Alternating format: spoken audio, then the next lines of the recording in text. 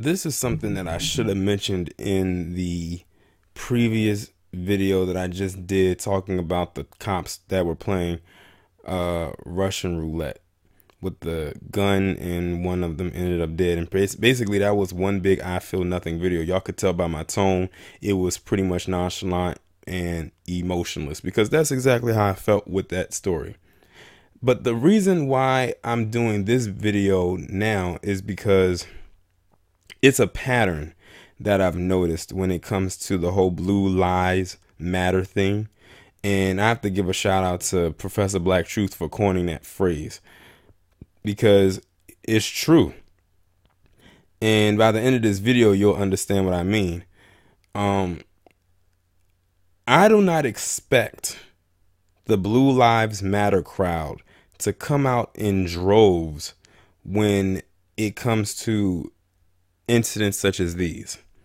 Meaning, when a cop kills another cop, whether it's accidental or malicious intent. Now, we have heard plenty of stories where you'll have white cops in particular mess with their fellow black cops, and how there's racism in the departments and all of that kind of stuff right there. And we know that there's racism, but that blue wall of silence goes up, and then they kind of bury it, or they'll find a way to get rid of the black cop because they feel that they are a problem. We never really hear the Blue Lives Matter crowd come out and cape for those black cops. Never, ever. And you probably never will. I think there was a whole documentary dedicated to it, and I never once saw the Blue Lives Matter crowd say or utter a word when it came to them going through what they're going through. Another example will be when it's a black cop and a white quote unquote victim. And I'm talking about Muhammad Noor and that Justine chick from a couple years ago. Now, we all know that Muhammad Noor is a Somali American, but to them, they will see him as a black man. And when he did what he did, I did not hear the Blue Lives Matter crowd throw their cape on for him. But what I did hear was them saying that he needs to be charged and arrested for her murder. I did hear that. Now, if it was the complete opposite, they would have been on the side of the white cop, and the black victim would have just had to deal with whatever it is they're dealing with. I mean, look at all the black bodies that have fallen to cops over the years and how much they throw on the cape for them cops. Look at the most recent one with the case of Laquan McDonald. Now, his case is not recent, but the response level is, meaning how you had people write letters and petitions to get this man just probation. Hell, he's going through possibly a resentence period right now where they're hoping to tack on more years, which I know is probably going to piss some more of them off. They didn't even want him to get the years that he has now. They felt that was too much. They kept saying, look at his family, without giving any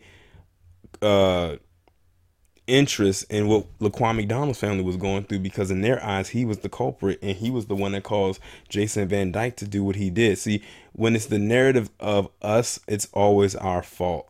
And they always have to find a way to put us in the hot seat and find a way to keep us there just to watch us burn to death. Just a little thing that I decided to add there. Or we can go down to Louisiana, where you had two black cops who were doing their jobs. In the case of Jeremy Mardis, the 7 or 6-year-old, I can't remember his age, who was killed while his dad was driving in a high-speed chase. And his dad decided to be reckless with his vehicle and use it as a weapon and tried to run one of the cops over. And the cop had to do what he had to do and pull the trigger, not knowing that Jeremy Mardis was in the front seat when he should have not have been in the car, period, at that time of night, and ended up killing him mistakenly on accident. But they didn't try to hear it, and they sentenced that cop to 40 years in jail. And nothing happened to the dad until he got a domestic abuse charge against him the following year, and that kind of went unnoticed. but I caught it. So you see, that is exactly why I can't take blue quote unquote lives matter seriously. Nor do I really feel anything when something happens to them. And to be quite honest, a lot of black people don't either. And why should we? They have proven time and time again that they are not worthy of being trusted. Hell, you even had and I'll give you another example. And this one was a black cop going against another black guy. And this happened out in the Midwest somewhere. I want to say Arizona, maybe. I can't remember. Where the guy was in custody and they felt he wasn't doing what they wanted him to do. And you see it on the cameras, and you had the black cop just going in on this guy. And then all the white cops went in and came and joined him and jumped on this guy. The guy ended up getting knocked out, but not by the white cops. He got knocked out by the black cop. I mean, he was going in on this guy. So see, it's let the Blue Lives Matter crowd tell it. Even when the person was most likely restrained, it's somehow their fault. I mean, we can go on and on. Sandra Bland, they said she was lying. She was being combative. She was resisting. But Blue Lives Matter. If George Zimmerman had been a cop, they would have threw the Blue Lives Matter veil over him for what happened between him and Trayvon Martin. They killed Tamir Rice 2.5 seconds after they got out of their car. But they said it was his fault because he shouldn't have been playing with an airsoft BB gun. But Blue Lives Matter. And I can go on and on and on and on. It's so many stories. But you want to know what really grinds my gears about the entire thing? Is that these are the same people that will say the only time black people yell out Black Lives Matter is when there's a cop killing involved, but they never mention black on black crime. Well, the same thing could be thrown back onto them when the Blue Lives Matter thing comes out. They only throw that Blue Lives Matter shit out there when they kill a unarmed black person. Never when it's a cop discriminating another cop. Not when it's a cop killing another cop. Or in the case of the Jeremy Martin situation, when there's a cop doing his job when they're actually doing their job, but they happen to be black, so they can't throw the cape on for them. They are so transparent, it's not even funny. I figured all of their shit out. The only thing is I don't think many others have.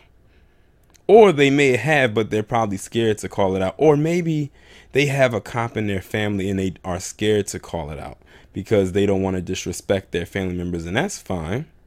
But I think it would be due diligence if you actually did call it out. It makes you wonder what kind of stories they have to tell behind that blue wall. I'm sure many of them are that of horror stories, and I bet many of them don't have a happy ending. I wonder what the cape had been thrown on for Christopher Dorner. You know, he was a cop too. And he saw a lot of discrimination going on in that department. And he saw a lot of shady stuff, which is what led him to do what he had to do, because they kept trying to silence him. And he was gonna spill the beans on a lot of things. That's why he had to write his manifesto. But they also had to get rid of him because they knew that he was a liability. I don't know if there's anything else that I need to add to this. I think my point has been proven plenty of times, over and over and over again. I'm going to leave the rest of it up to you. Y'all let me know what you think down in the comments.